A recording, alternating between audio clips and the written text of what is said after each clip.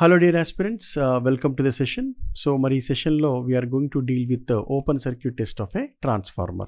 So open circuit test of a transformer ఏదైతే ఉందో it's very important to understand the performance analysis of a transformer. Okay, so first of all మనం purpose ఏంటో చూసే ప్రయత్నం చేద్దాం. So first of all let us see purpose. Predict the performance of transformer without actual loading. This is the point to be understood. Understand, without actual loading. Okay, so without actual loading. Okay, అంటే ఏదైతే actual loading ఉంటుందో అది కాకుండా మనం సింపుల్గా మనం టర్మినల్స్ని open circuit చేసి వీటి యొక్క టెస్ట్ని నిర్వహిస్తామన్నది ఇక్కడ పాయింట్ అనమాట. ఓకేనా, right. Next, to determine the iron losses. This is the second point. First point and this is the second point. Next, to find the no load power factor. No load power factor ఎలా సూచిస్తామయ్యా అంటే cos of phi naught. Understand. Next, no load current. No load current అంటే దేంతో సూచిస్తాం మనం? I naught. Next, RC and XM. ఈ యొక్క parameters ఏవైతే ఉంటాయో వీటిని మనం షంట్ బ్రాంచ్ పారామీటర్స్ అంటాం. షంట్ బ్రాంచ్ పారామీటర్స్ అనే పదాన్ని ఇక్కడ వాడడం జరుగుతుంది. Shunt branch parameters. లేదు అంటే admittance branch parameters. Admittance branch parameters. Understands, admittance branch parameters. Okay, so shunt branch parameters మరియు అడ్మిటెన్స్ బ్రాంచ్ పారామీటర్స్ అని చెప్పేసి మనం పిలుస్తాం. ఏంటవి? RC and XM. ఆర్సి అంటే ఏంటి సార్? ఇక్కడ మనం జనరల్గా మనం ఈక్వలెంట్ సర్క్యూట్ కనుక చదివినట్లయితే ఇక్కడ రిప్రజెంటేషన్ ఆఫ్ ఆర్సి వచ్చేసి కోర్ లాస్ కాంపోనెంట్ అవుతుంది. అదేవిధంగా ఎక్స్ఎం అంటే మ్యాగ్నెటైజింగ్ కాంపోనెంట్ అవుతుంది. ఓకేనా, remember these points, right. So ఈ విధంగా మనం పర్పస్ ఏదైతే ఉందో ఫస్ట్ పర్పస్ వచ్చేసి ఏంటి? It is nothing. పర్పస్ వచ్చేసి చూసినట్లయితే ఇది యాక్చువల్ లోడింగ్ అయితే కాదు.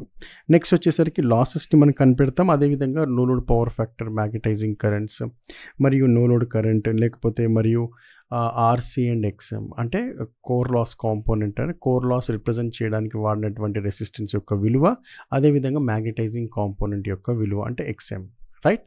So now let us go with the next slide. Procedure. యాక్చువల్గా ఈ యొక్క ఓసీ టెస్ట్ని మనం ఏ ప్రొసీజర్ అంటే ప్రొసీజర్ ఎలా ఉంటుందో చూసే ప్రయత్నం చేద్దాము.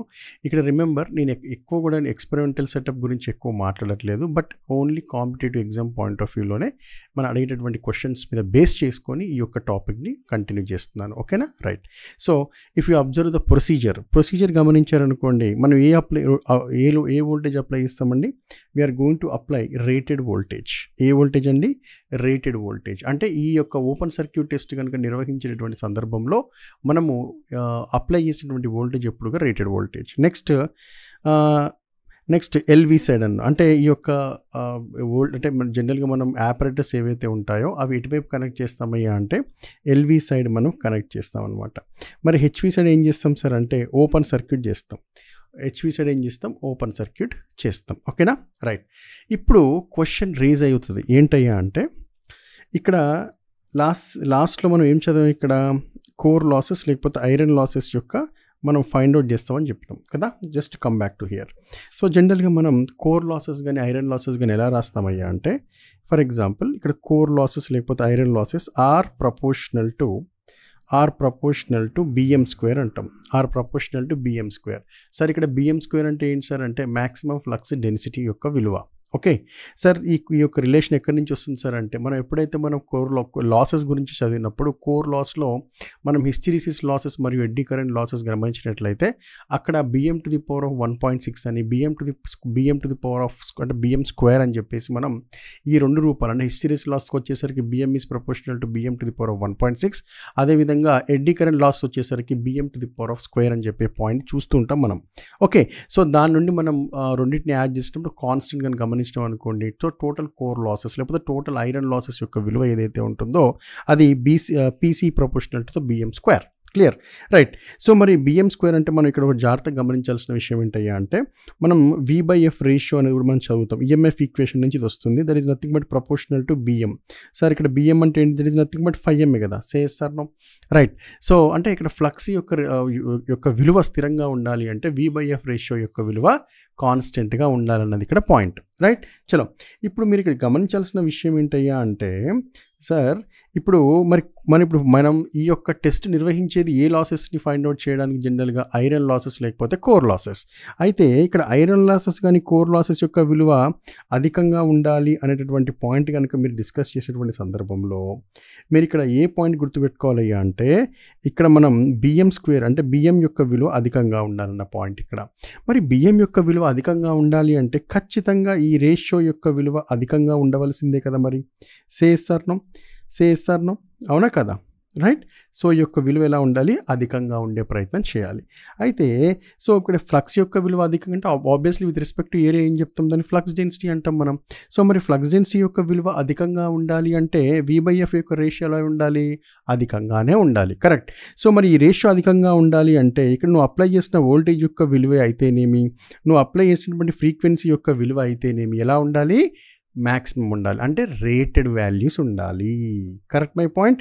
సో ఇక్కడ గుర్తుపెట్టుకోవాల్సిన పాయింట్ ఏంటంటే ఎప్పుడైతే ఓసీ టెస్ట్ని మీరు నిర్వహించేటటువంటి అంటే కండక్ట్ చేసేటటువంటి సందర్భంలో మీరు అప్లై చేసేటటువంటి వోల్టేజ్ యొక్క విలువ ఎల్లప్పుడూ కూడా రేటెడ్ వాల్యూ అయి ఉండాలి. అదేవిధంగా నువ్వు అప్లై చేసేటటువంటి ఫ్రీక్వెన్సీ కూడా రేటెడ్ వాల్యూ అయి ఉండాలి. అప్పుడే కదా V/F రేషియో యొక్క విలువ అధికంగా ఉన్నటువంటి సందర్భంలో మనకు ఫ్లక్స్ డెన్సిటీ అనేది మ్యాక్సిమంగా ఉంటుంది, అంటే ఎక్కువగా ఉంటుంది. అదే రూపంలో మనకు ఉత్పత్తి అయినటువంటి లాసెస్ ఏదైతే ఉంటుందో ఈ టెస్ట్ నిర్వహించినప్పుడు మనకి అది మ్యాక్సిమం ఉంటుంది. సో మనం ఇప్పుడు ఐరన్ లాసెస్ యొక్క విలువల్ని పర్ఫెక్ట్గా మనం అంటే విత్ మ్యాక్సిమం వాల్యూ మనం ఫైండ్ అవుట్ చేసేటటువంటి ఆస్కారం ఉంటుంది. కాబట్టి ఇక్కడ రేటెడ్ వాల్యూ ఆఫ్ వోల్టేజ్ అనే పదాన్ని ఇక్కడ యాడ్ చేయడం జరిగినది. Clear my point. Next point, రెండో పాయింట్ చూసినట్లయితే సార్ సార్ మీరు ఎల్వి సైడ్ అనే పదం వాడారు సార్. ఎస్ ఆఫ్ కోర్స్, ఇక్కడ ఏ పదం వాడానండి? LV side, understand. సో ఇక్కడ నువ్వు రేటెడ్ వోల్టేజ్ కానీ అంటే సప్లై వోల్టేజ్ ఏదైతే ఉంటుందో అది ఎటువైపు ఇచ్చావు నువ్వు? That is given to the LV side, understand. So ఎప్పుడైతే ఒక సప్లై వోల్టేజ్ అనేది ఎల్వి సైడ్ ఇస్తావో దాన్ని మనం ఏమంటాం? సింపుల్గా ప్రైమరీ అనే పదాన్ని వాడతాం, ఓకేనా. సప్లై ఇస్తే ప్రైమరీ, బస్ లోడ్ కనెక్ట్ చేస్తే secondary, that's it, right. So LV side ఏదైతే ఉంటుందో దానికి మనం సప్లై వోల్టేజ్ ఇచ్చేసినాం. సార్ సప్లై వోల్టేజ్ ఇయటమే కాదు, మనం ఏం చేస్తాం? ఎల్వి సైడ్ యాపరేటర్స్ అంటే మెజరింగ్ ఇన్స్ట్రుమెంట్స్ని కనెక్ట్ చేస్తాం అన్న విషయం గుర్తుపెట్టుకోండి. అంటే ఈ ఎల్వి సైడ్ ఏం చేస్తున్నాం మనం ఇక్కడ? యాపరేటర్స్ ఆర్ కనెక్టెడ్ అన్న పాయింట్ ఇక్కడ రాశాను. Clear my point. సార్ ఇక్కడ యాపరేటర్స్ ఆర్ కనెక్టెడ్ అంటే అర్థం ఏంటి? ఇక్కడ ఇన్స్ట్రుమెంట్స్, అండర్స్టాండ్. ఇవన్నీ కూడా ఇన్స్ట్రుమెంట్స్ అనమాట. ఏమేమి ఇన్స్ట్రుమెంట్స్ వాడుతున్నాం సార్ అంటే volt meter, ammeter, watt meter వాడుతున్నాం. వోల్ట్ మీటర్ ఏం మెజర్ చేస్తుంది? నువ్వు సప్లై చేసినటువంటి వోల్టేజ్ని మెజర్ చేస్తుంది. నెక్స్ట్ అమ్మీటర్ ఏం చేస్తుంది? I0 అంటే నో లోడ్ కరెంట్ని మెజర్ చేస్తుంది.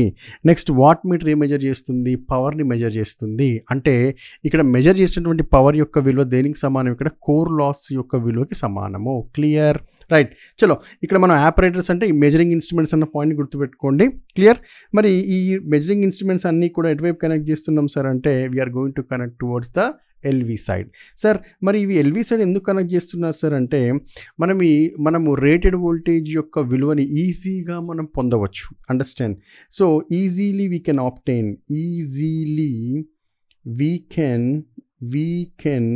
obtain rated voltage. ఈ ఒక్క పాయింట్ గుర్తుపెట్టుకుంటే చాలు, మళ్ళీ అంతే, దట్స్ ఇట్. సో వోల్టేజ్ యొక్క విలువ తక్కువ ఉంది కాబట్టి ఆసాన్గా మనం ఏం చేయొచ్చు? రేటెడ్ వాల్యూ ఆఫ్ వోల్టేజ్ని అచీవ్ చేయొచ్చు అనమాట, సింపుల్గా. నెక్స్ట్ పాయింట్ అబ్జర్వ్ చేసిండ్రు అనుకో, ఇప్పుడు రేటెడ్ వోల్టేజ్ యొక్క విలువని మనకు తక్కువ ఉన్నటువంటి సందర్భంలో అక్కడ వాడేటటువంటి యాపరేటర్స్, ఇక్కడ యాపరేటర్స్ అంటే ఎవరు? మెజరింగ్ ఇన్స్ట్రుమెంట్స్ అనమాట. సో ఈ వాడేటటువంటి మెజరింగ్ ఇన్స్ట్రుమెంట్స్ ఏవైతే ఉంటాయో వాటి యొక్క విలువలు కూడా లో రేటెడ్ ఇన్స్ట్రుమెంట్స్ వాడొచ్చు కదా. అంటే లో రేటెడ్ అంటే స్మాల్ రేటెడ్ ఇన్స్ట్రుమెంట్స్ని మనం వాడొచ్చు. ఇక్కడ ఇన్స్ట్రుమెంట్స్ అంటే ఎవరమ్మా? Measuring instruments, understand. Small rated instruments are used. Are used. Sir మరి small rated instruments are used అంటే ఏమన్నా లాభం ఉందా సార్ మన ఫ్యూచర్లో అంటే గుర్తుపెట్టుకోవాల్సింది ఏంటంటే లో వోల్టేజ్ వాటి యొక్క రేటింగ్ తక్కువ బరాబర్ మరి వాటి యొక్క కాస్ట్ కూడా తక్కువనే ఉంటుంది కదా. సో దీన్ని సింపుల్గా ఏం చేయొచ్చు అంటే ఎకనామికల్ అనే పదాన్ని వాడుతూ ఉంటాడు ఆప్షన్స్లో. ఎకనామికల్ అంటే అర్థం ఏంటి ఇక్కడ? లో కాస్ట్ అన్నమాట. Clear my point. నెక్స్ట్, ఎప్పుడైతే ఇక్కడ లో వోల్టేజ్ యొక్క ఆపరేషన్ అంటే లో వోల్టేజ్ సంబంధించినటువంటి వోల్టేజ్ ఉన్నటువంటి సందర్భంలో ఎవరైతే ఈ యొక్క ఎకనామికల్, ఇక్కడ ఏమని చెప్పాను, small rated instruments are used. Small rated instruments అంటే ధర తక్కువ ఉంటాయి కాబట్టి బై డిఫాల్ట్ ఎకనామికల్ అని చెప్పే పదం వాడతాం బస్. రైట్. నెక్స్ట్ ఇంకొక పాయింట్ అర్థం ఏంటి చేసుకోవచ్చు అంటే ఇక్కడ లో వోల్టేజ్ అప్లికేషన్ మరి ఆల్రెడీ ఇక్కడ ఉన్నటువంటి నో లోడ్ కరెంట్ ఎంత ఉంటుంది? Just 2 to 5% of the full load current. అంటే అరే బై కరెంట్ కూడా తక్కువ ఉన్నది, యాజ్ వెల్ యాజ్ నువ్వు అప్లై చేసేటటువంటి వోల్టేజ్ యొక్క విలువ లో వోల్టేజ్ ఉంది కాబట్టి మనకి ఇక్కడ ఆపరేటర్స్కి ఎటువంటి ఇబ్బంది లేదు. సో ఆపరేటర్స్ ఆర్ ప్రొటెక్టెడ్ అనమాట. ఆపరేటర్స్ ఆర్ ప్రొటెక్టెడ్ అనే పదాన్ని ఇక్కడ అంటే ప్రొటెక్షన్ సింపుల్గా అంటే ఆపరేటర్స్ ఏవైతే ఉంటాయో వాటికి మనం ప్రొటెక్షన్ కూడా ఇవ్వచ్చు అనేటటువంటి పాయింట్ ఆఫ్ వ్యూని గుర్తుపెట్టుకోండి. Right. So these are the points to be remembered. ఓకేనా? నేనేం చెప్పినా రేటెడ్ వాల్యూ ఆఫ్ వోల్టేజ్ అని చెప్పిన, rated value of frequency apply చేయాలని చెప్పిన ఈ యొక్క టెస్ట్ నిర్వహించేటటువంటి సందర్భంలో. అదేవిధంగా ఆపరేటర్స్ కానీ మెజరింగ్ ఇన్స్ట్రుమెంట్స్ ఏవైతే ఉంటాయో వాటి ఖచ్చితంగా ఎల్వి సైడ్ మాత్రమే కనెక్ట్ చేయండి. హెచ్వి సైడ్ వచ్చేసరికి ఏం చేయమని చెప్పినా ఓపెన్ సర్క్యూట్ చేయండి. ఓపెన్ సర్క్యూట్ చేసే ప్రయత్నం చేయండి. That's it. Clear my point? Right. Next ఇంకొక పాయింట్ కూడా యాడ్ చేసిన. ఏంటా పాయింట్ అయ్యా అంటే గుర్తుపెట్టుకోవాల్సిన పాయింట్, ఇక్కడ నో లోడ్ కరెంట్ యొక్క విలువ ఎంత ఉంటుందో ఆల్రెడీ నో లోడ్ కరెంట్ యొక్క విలువ I0 ఏదైతే ఉంటుందో it is I0 is 2 to 5% of full load current. 2 to 5% of full load current. So voltage at already low అయిపోయింది, అదేవిధంగా కరెంట్ లో అయిపోయింది. Operators are safe, they are protected. Clear my point? Right. చలో let us go with the one more point, that is formulas and parameters. So formulas and parameters అంటే ఇక్కడ core losses ఏవైతే ఉంటాయో, core losses, no load power factor, core losses మరియు no load power factor మరియు iron loss component, magnetising component సంబంధించినటువంటి questions అడిగేటటువంటి అవకాశం ఇక్కడ జరుగుతూ ఉంటుంది. Clear my point? Right. So ఇక్కడ మీరు జాగ్రత్తగా గమనించారనుకోండి, ఇక్కడ ప్రొసీజర్లో నేను సర్క్యూట్ ఏం డ్రా చేయలేదు. యాక్చువల్గా సర్క్యూట్ ఏమైనా డ్రా చేశానా? సర్క్యూట్ ఏం డ్రా చేయలేదు. సర్క్యూట్ డ్రా చేయాల్సినటువంటి అవసరం ఇక్కడ లేనే లేదు. క్లియర్. మీకు ప్రైమరీ అంటే తెలుసు, సెకండరీ అంటే తెలుసు. మీరు పవర్ని మెజర్ చేయాలంటే వాట్ మీటర్ వాడతారు. అదేవిధంగా సెకండరీ మీన్స్ కరెంట్ మెజర్ చేయాలంటే అమ్మీటర్ వాడతారు. వోల్టేజ్ మెజర్ చేయాలంటే వోల్ట్ మీటర్ వాడతాడు. ఏదైతే వోల్టేజ్ ఉంటుందో దాన్ని అంటే వోల్ట్ మీటర్ని ప్యార్లో కనెక్ట్ చేస్తారు, అమ్మీటర్ని సిరీస్లో కనెక్ట్ చేస్తారు. అదేవిధంగా వాట్ మీటర్ ఏదైతే ఉందో దాన్ని మనకి కరెంట్ కాయిల్, ప్రెజర్ కాయిల్ రూపంలో మనం సిరీస్ ప్యార్ల్ కాంబినేషన్ ఉంటుందన్న విషయం మనకు ఆల్రెడీ తెలిసి ఉండాలి. Clear my point? ఎందుకంటే ఎగ్జామినేషన్ పాయింట్ ఆఫ్ వ్యూలో అక్కడ ఎటువంటి సర్క్యూట్ అడిగాడు కాబట్టి దాని మీద ఫోకస్ చేయట్లే. Just understand that what is going on. And LV side ఏం కనెక్ట్ చేస్తాం? Operators. HV side is open circuit. That's it. Close the deal. Right. Next వచ్చేసేయండి మళ్ళీ ఇక్కడికి. సో ఫార్ములాస్ పరంగా కానీ గమనించారనుకోండి, ఫార్ములాస్ పరంగా గమనించినట్లయితే ఇప్పుడు ఈక్వివలెంట్ సర్క్యూట్ మీద ఫోకస్ చేసే ప్రయత్నం చేద్దాం. ఎందుకంటే ఈక్వివలెంట్ సర్క్యూట్ చాలా ఇంపార్టెంట్. రైట్. సో ఒక్కసారి equivalent circuit when refer to the primaries అనేటటువంటి equivalent circuit, exact equivalent circuit చూసారనుకోండి, అది ఎలా ఉంటుందో చూడండి ఒకసారి. రెసిస్టెన్స్ ఉంటుంది, రియాక్టెన్స్ ఉంటుంది, రెసిస్టెన్స్ ఉంటుంది, రియాక్టెన్స్ ఉంటుంది. ఈ విధంగా ఈక్వివలెంట్ సర్క్యూట్ ఉంటుంది. ఒకసారి ఈక్వివలెంట్ సర్క్యూట్ మీరు జాగ్రత్తగా గమనించాలా? రైట్. సో ఇక్కడ చూడండి జాగ్రత్తగా. So this is resistance and this is reactance and this is primary side అంటాం. అంటే ప్రైమరీ సైడ్ అంటే 1s ఉంటాయి, సెకండరీ సైడ్ 2s ఉంటాయి, అంతే కదా. So this is nothing but V1 అంటాను.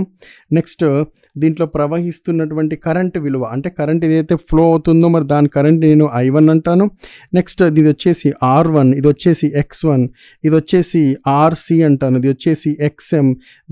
This current is nothing but I0. ఈ current వచ్చేసరికి IC అంటాను. ఈ కరెంట్ వచ్చేసరికి మ్యాగ్నటైజింగ్ కాంపోనెంట్ ఆఫ్ కరెంట్ అంటాను. ఇప్పుడు ఇవైతే పారామీటర్స్ ఏవైతే ఇవన్నీ సెకండరీ నుంచి ప్రైమరీ సైడ్ వచ్చినప్పుడు అక్కడ ఏం పెడతాం మనం? రిప్రజెంటేషన్లో డాష్ అనే పదం వాడతాం కదా. This is nothing but R2 dash, this is nothing but XM dash. So secondary terminals ఏం చేసిన ఇక్కడ నేను I just kept it as open circuited. That's it. Understand. So secondary terminals are kept as open circuited, right. ఇప్పుడు current ఇక్కడ ఏదైతే current ఉందో that is nothing but what I2 dash అంతే కదా. సెకండరీ కరెంట్ ఏదైతే ఉందో refer to the primary side, లేకపోతే secondary current ఏదైతే primary current which is considered to be what reflection of the secondary current, that's it, right. చలో I2 dash, this is the equivalent circuit. So you should be aware of the equivalent circuit when refer to the primary side. Clear.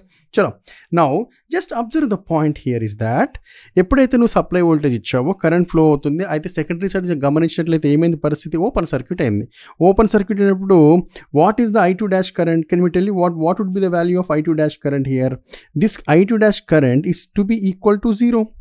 ఎందుకు, why, because there is no path for the current to be flown కదా. సో మరి కరెంట్కి flow అయ్యేటటువంటి పాత లేనటువంటి సందర్భంలో నువ్వు ఏం చేస్తావు, ఆ కరెంట్ ఈక్వల్ టు 0 అంటావు, బరాబర్, రైట్. సో ఎప్పుడైతే I2 డాష్ యొక్క విలువ 0 అయిపోయిందనుకో this circuit is nothing but a dead circuit. ఈ సర్క్యూట్ ఏమవుతుంది, డెడ్ సర్క్యూట్. అంటే అక్కడ రెసిస్టెన్స్ యొక్క విలువను చూపించాను, అంటే రెసిస్టెన్స్ రియాక్టెన్స్ చూపించినలే కానీ బట్ కరెంటే ప్రవహించినప్పుడు అక్కడ ఈ సర్క్యూట్ని ఏమంటాం మనం, డెడ్ సర్క్యూట్ అయిపోతుంది. Simple point, right. చలో మరి ఇప్పుడు ఇక్కడ గమనిస్తే ఇప్పుడు సార్ మన టోటల్ కరెంట్ మన జనరల్గా మనం ఫస్ట్ నుంచి రాసేటటువంటి ఈక్వేషన్ ఏంటి సార్ అంటే that is nothing but I1 is equals to I0 plus I2 dash, correct. మనకు I0 అనేది ఎంత ఉంటుందని చెప్పాం మనం, 2 to 5% కదా, 2 to 5% of full load current. Clear my point, right. మరి ఇప్పుడు 2 to 5% of full load current అయినప్పుడు ఇక్కడ I2 డాష్ యొక్క విలువ 0 అయినప్పుడు మరి ప్రైమరీ కరెంట్ యొక్క విలువ సుమారుగా దేనికి సమానం అని చెప్పుకోవచ్చండి, నో లోడ్ కరెంట్ చెప్పుకోవచ్చా లేదా. అంటే ఇక్కడ అప్లై అయినటువంటి ప్రైమరీ కరెంట్ ఏదైతే ఉందో, మళ్ళీ ఒకసారి చెప్తున్నాను, ఇక్కడ అప్లై అయినటువంటి ప్రైమరీ కరెంట్ ఏదైతే ఉందో అది ఖచ్చితంగా నో లోడ్ కరెంట్కి సమానమైంది అంటే అర్థం it is nothing but very small current. Yes or no, right. So ఇక్కడ వెరీ స్మాల్ కరెంట్. సో ఇప్పుడు ఇక్కడ జాగ్రత్త చూడండి, ఇక్కడ ఒక పాయింట్ నేను హైలైట్ చేసే ప్రయత్నం చేస్తున్నాను. చూడండి ఇక్కడ ఇప్పుడు ఈ కరెంట్ ఇలా ఫ్లో అవుతూ ఇందులోకి పోతుంది కదా, ఇందులో అయితే కరెంట్ పోదు కదా. సో అంటే ఇక్కడ కరెంట్ ఉన్నట్టే కదా, సేస్ ఆర్ నో. ఇక్కడ కరెంట్ ఉన్నప్పుడు ఈ కాంబినేషన్ ఏమన్నా రాస్తాం మనం, I1 స్క్వేర్ ఇంటూ R1 అని రాస్తాం కదా, సేస్ ఆర్ నో. దీన్ని ఏమంటాం మనం, ప్రైమరీ కాపర్ లాస్ అంటాం. దీన్ని ఏమంటాం మనం, ప్రైమరీ కాపర్ లాస్ అనే పదాన్ని వాడతాం ఇక్కడ, yes or no, right. So మరి ప్రైమరీ కాపర్ లాస్ గమనించినట్లయితే కరెంట్ వాల్యూ వచ్చేసి ఓన్లీ 2 to 5% ఉన్నప్పుడు ఈ ప్రైమరీ కాపర్ లాస్ నేను సుమారు ఒక 2% అనుకుంటా టోటల్ లాసెస్ నుంచి. అండర్స్టాండ్, ఎంత అనుకుంటాను, ఒక 2% అనుకుంటా. సో మరి బచాయించిన మిగతా మొత్తం టోటల్ లాస్లో ఏ లాస్ ప్రభావం చూపిస్తుంది అంటే 98% is about iron losses. Understand, ఇక్కడ 2 to 5%, sometimes there is a possibility of asking 5% of impedance కూడా అంటాడు, బట్ దట్ నెగ్లెక్ట్ చేసేయండి అది, లేదా 1% అంటాడు, నెగ్లెక్ట్ చేయండి అది. సో ఇక్కడ మనం ఎంత కన్సిడర్ చేస్తాం, ఒకవేళ ఇంపిడెన్స్ రూపంలో అడిగాడు అనుకోండి 1% తీసుకుంటాం. ఇక్కడ ఎంత తీసుకుంటాం, జస్ట్ 1% ఆఫ్ ఇంపిడెన్స్ అంటాం, దట్స్ ఇట్, ఓకేనా. దెన్ ప్రైమరీ ఇంపిడెన్స్ అంటాం సింపుల్గా, ఓకేనా. సో ఇక్కడ రాస్తాం చూడండి, ప్రైమరీ ఇంపిడెన్స్ అనేది సుమారుగా ఎంత ఉండవచ్చు అని భావించవచ్చు ఇక్కడ అంటే జస్ట్ ఓన్లీ 1%. సో మరి 1% ఆఫ్ ప్రైమరీ ఇంపిడెన్స్ ఉన్నటువంటి సందర్భంలో అక్కడ కాపర్ లాస్ యొక్క విలువ సుమారుగా 1% లేకపోతే అంతకంటే తక్కువ ఉండొచ్చు, లేకపోతే సుమారుగా ఒక 2% అనుకుంటే 2% ఉండొచ్చు. అంటే నా ఉద్దేశం ఏంటంటే 1 or 2% ఉన్నట్లయితే కాపర్ లాస్, మరి మిగిలిన ఐరన్ లాస్ యొక్క విలువ ఏదైతే ఉంటుందో అది ఎంత ఉంటుందండి, it could be about 98-99%. So ఇక్కడ సింపుల్ నేను ఏం చెప్తాను అంటే copper loss of the primary ఉంటుంది బరాబర్ it's approximately equals to 1% or 2%, 1% or 2% which could be neglected. So మరి టోటల్ లాసెస్ గురించి చెప్పండి సార్ అంటే టోటల్ లాస్ అంటే ఏమని రాస్తాం, ట్రాన్స్ఫార్మర్లో copper loss plus core loss లేదా ఐరన్ లాస్ అంటాం. ఆల్రెడీ నెగ్లెక్ట్ చేసినాం అనుకో, ఇప్పుడు టోటల్ లాస్ యొక్క విలువ దేనికి సమానం అయిపోయింది, సింపుల్గా కోర్ లాస్కి సమానం అవుతుంది కదా. అంటే మనం క్యాలిక్యులేట్ చేసేటటువంటి పవర్ ఏదైతే ఉందో by using a watt meter that could be a core loss. Clear my point, right. So ఇది కోర్ లాస్, రైట్. సో మరి దీన్ని గమనించినట్లయితే మరి ఇప్పుడు ఈ ఈక్వలెంట్ సర్క్యూట్ అనే పదాన్ని అడిగేటటువంటి అవకాశం ఉంటుంది ప్రతిసారి ఎగ్జామ్లో. అండర్స్టాండ్. సో ఒక్కసారి ఈక్వలెంట్ సర్క్యూట్ చూద్దాం. ఈక్వలెంట్ సర్క్యూట్ని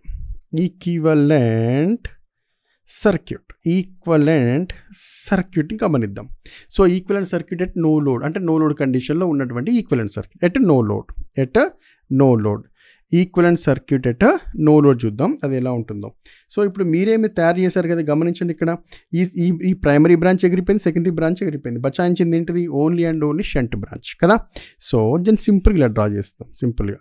సో ఈ విధంగా మనం సింపుల్గా డ్రా చేసేయచ్చు. That's it. సో క్వశ్చన్ ఎక్కువ అడుగుతూ ఉంటాడు. ఇది వచ్చేసి XM, ఇది వచ్చేసి RC, ఇది వచ్చేసి IC, ఇది వచ్చేసి IM, ఇది వచ్చేసి I0 which is approximate to be equals to I1. That's it. Clear? This is a no load equivalent circuit అని చెప్పి పిలుస్తాం. ఇక్కడ ఏమేం కనుక్కోవచ్చు అని చెప్పాము ఇంతకుముందు మనం. ఇది ఈక్వలెంట్ సర్క్యూట్ అర్థమైంది కదా. ఇప్పుడు ఇక్కడ చూడు కోర్ లాస్. ఇక్కడ కోర్ లాస్ అనే పదం వాడినాం అనుకోండి, that is nothing but what, no load పవరే కదా. It is nothing but what, no load power. Understand what is it is? It is nothing but no load power. So no load power అంటే ఇది ఎక్కడి నుంచి వస్తుంది అంటే watt meter reading, what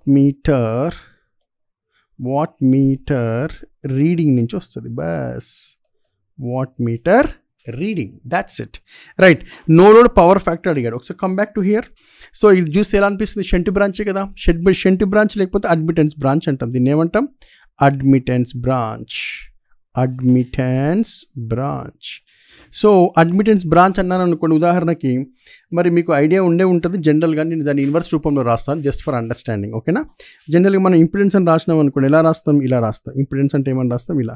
let me say it is nothing but 5 impedance అంటే ఇలా రాస్తాం.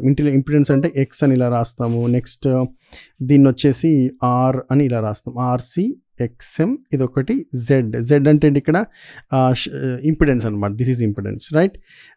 So ఇలా రాస్తాం generally if I want right like this, correct, right. But actually what is the story going on here? Shunt కదా. Shunt అన్నప్పుడు ఏం రాస్తాం? ఇక్కడ 1/Y, ఇదేమవుతుంది? 1/X అవుతుంది, ఇది 1/R అవుతుంది, కరెక్ట్, రైట్. సో ఇక్కడ మరి గమనించారనుకోండి, ఉదాహరణకి నేను ఉదాహరణకి నేను కనుక ఒక tan రాశాను అనుకోండి, tan phi0 అని రాశాను అనుకోండి, that is nothing but opposite ఎంత?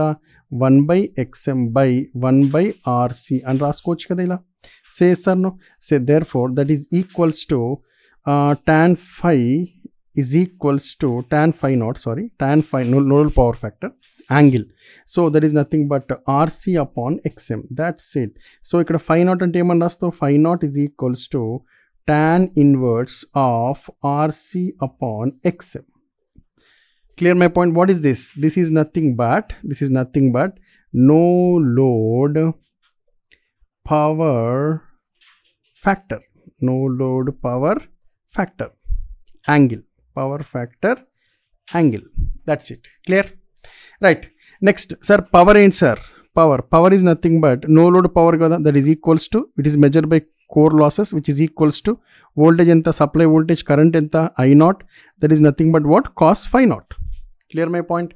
ఇప్పుడు ఈ 5 తీసుకెళ్ళి కనుక మీరు ఇందులో సబ్స్టిట్యూట్ చేశారనుకోండి, then you will get the power factor. Very simple. లేదు సార్ నాకు ఇందులో నుంచే పవర్ ఫ్యాక్టర్ కావాలి అనుకుంటే, that is nothing but watts. Understand, this is the no load power, means no load power. Understand, ఈ నో లోడ్ పవర్ ఏదైతే ఉందో that is nothing but given from, no load power is given from, this is the no load power. Okay, got it? Clear? Right. Now let us observe the one more point here, that is PC is equal to V1 I0 cos of phi0. Correct? Chalo sir, నాకు power factor కావాలి sir అంటే, you can substitute this phi0 in cos, then you will get it, no problem. But one more is what here, cos phi0 ని ఇలా కూడా చేయొచ్చు చూడండి, that is equals to ఇక్కడ PC by V1 into I0. Understand sir, ఈ values ఎక్కడి నుంచి వస్తాయి సార్ అంటే, సింపుల్గా మీరు లాజికల్గా ఆలోచించండి. సింపుల్గా ఈ వాల్యూ ఎక్కడి నుంచి వస్తుంది? By using watt meter. ఈ వాల్యూ ఎక్కడి నుంచి వస్తుంది? By using ammeter. ఈ వాల్యూ ఎక్కడి నుంచి వస్తుంది? By using volt meter. That's it. ఇవన్నీ కూడా మన ఎక్స్పెరిమెంట్లో ఉంటాయి కదా. అండర్స్టాండ్, ఎగ్జామ్లో ఇస్తాడు రీడింగ్, ఇట్లా రీడింగ్ అనేది ఇలా ఇస్తాడు ఎగ్జామ్లో. ఎలా ఇస్తాడు? V1 value, I0 reading, next power PC reading. అంటే ఇది వోల్ట్ మీటర్ రీడింగ్, ఇది వచ్చేసి అమ్మీటర్ రీడింగ్, ఇది వచ్చేసి watt meter reading. That's it. Okay, right.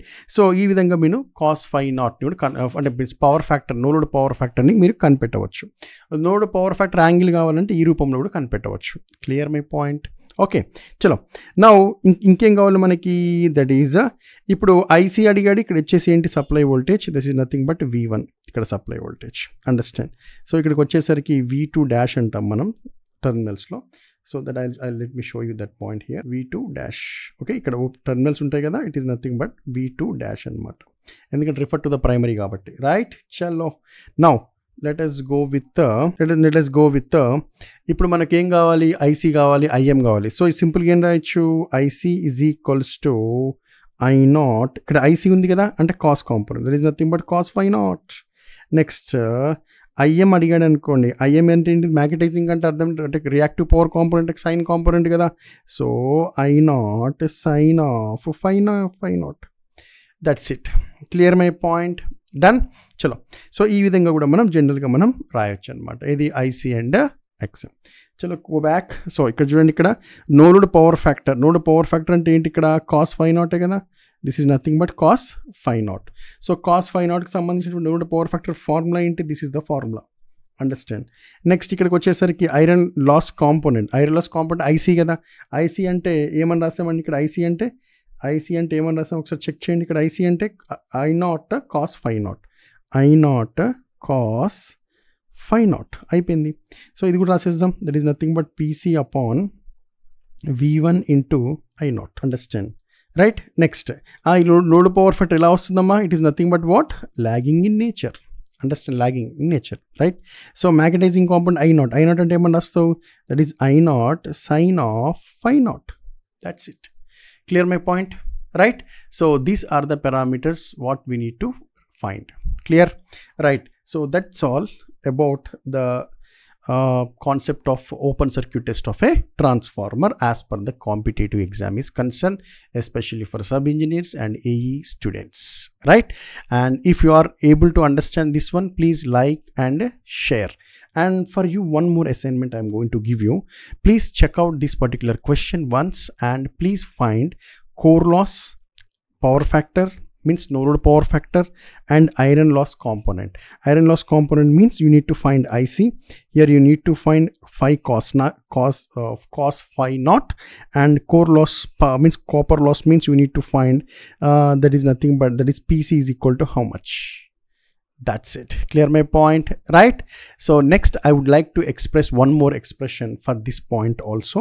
Just remember that if you want to find the RC, understand? So let me add that point too also. So how could you find the value of RC? From here we have found this currents, and what is the value of RC? See, PC is equal to what? That is nothing but V1 square upon RC. అంతేనా?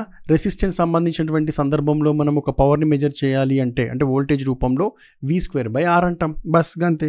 So ఇక్కడ ఏముంది మనకి, ఇక్కడ voltage V1 ఉన్నది, అదేవిధంగా ఇక్కడికి వచ్చేసరికి మనకి V2 డాష్ అనేటటువంటి విలువలు ఉన్నాయి కదా, అంటే ఇక్కడ మన వోల్టేజ్ ఉన్నది, రెసిస్టెన్స్ ఉన్నది, అంటే అర్థం ఏంటి, V²/RC is nothing but what, copper loss. Right? So మరి ఇక్కడ నుంచి మీరు గమనించినట్లయితే you can find the value which is required for us is nothing but RC is equal to V1 square upon PC. Sir, where you get the values of this V1? V1 you get from the voltmeter, PC will get from the wattmeter. Just substitute, you will get the RC. Very nice. Next, one more point to be understood. Sir, where do I get the value of this particular XM? Understand? Sir, where do you get the value of XM? If you want to find the XM, if you know the value of this V1, so that means if I want to find the XM, and obviously if you want to have the values of voltage and current from this expression, you can find it down. For example, if you want to have XM is equals to, what is the voltage across? This is nothing but V1 upon, what is the value of current flowing into there? Is nothing but IM. Understand? You can find like this, whatever the method you want. If you want to take the phasor diagram also, from that phasor diagram also you can find it down. From the phasor diagram you can observe that the value of φ0 is approximate to be how much, 75 degrees to 80 degrees. Therefore for this angle, what is the no load power factor is going to be used is about 0.17 lagging, means this is power factor which is less than 0.5, my dear students. Say yes or no? Less than 0.5 lagging. Correct? Sir, if the power factor is less than 0.5, just I am expressing this story from the power means a phasor diagram. Understand, you can see the no load phasor diagram of a transformer. There you can get this particular information, right? Chalo, let us go back to here. So therefore I could say that here I used a no load power factor, and I said that I just am going to use the instruments like wattmeter. Understand? So now you tell me, if the power factor is less than 0.5 lagging, then what type of power factor is going to be used? That is nothing but LPF, low power factor wattmeter. Understand, what power factor we are going to use? Low power factor wattmeter is going to be used in an open circuit test, because the power factor is about less than 0.5, where is around 0.1 or 0.15, something like that, right, my dear students? Right, so LPF wattmeter is used. LPF wattmeter is used. Remember this point. Clear? Right? Chalo. So I think just ups and downs. Overall, we have covered the information which is regarding this shunt branch parameter, means about the open circuit test. Okay, clear it? Right. So we can find the XM like this, and we got the values of XM and RC, IC, and XM, I0, and all the stuff which we have derived it, and we have found the power to be V1 I0 cos phi 0. And of course, you can make the things like, if you replace this V1 I0 I0 by IC, then you can find IC is equals to PC upon V1 also. Understand? PC you will get from the wattmeter, and V is come from the voltmeter. Correct? So ఇక్కడ I0 cos phi 0 ని చూడండి, I0 cos phi 0 ని IC అని రాసింది అనుకో, ఇక్కడ మనకి IC is equal to ఏమవుతుంది? PC by V1 అవుతుంది కదా. మళ్ళీ అట్లా కూడా ఫైండ్ అవుట్ చేయొచ్చు. అంటే ఇక్కడ మ్యాథమెటికల్ జస్టిఫికేషన్ ఏదైతే ఇచ్చిందో అన్ని రకాలుగా, it is just for your knowledge. అంటే మీకు ఏది ఫ్లెక్సిబుల్గా ఉంటుందో మీరు చూస్ చేసుకుని దాన్ని చేసుకోండి. ఎందుకంటే ఇక్కడ అంతా మ్యాథమెటికల్ రిలేషన్స్ అనేవి ఒకదానికొకటి రిలేటెడ్గా ఉన్నాయి కాబట్టి. Clear my point? Chalo. So this is about open circuit test of a transformer, and as well as I just given some question for you. So mar comment section lo నాకు దీనికి సంబంధించినటువంటి answers ఏవైతే ఉంటాయో, core loss కనుగొనండి, అదేవిధంగా power factor కనుగొనండి, అదేవిధంగా iron loss కనుగొనండి. సో కామెంట్ సెక్షన్లో నాకు దీనికి సంబంధించినటువంటి సొల్యూషన్స్ నాకు ప్రజెంట్ చేయండి. Thank you so much. Have a great day.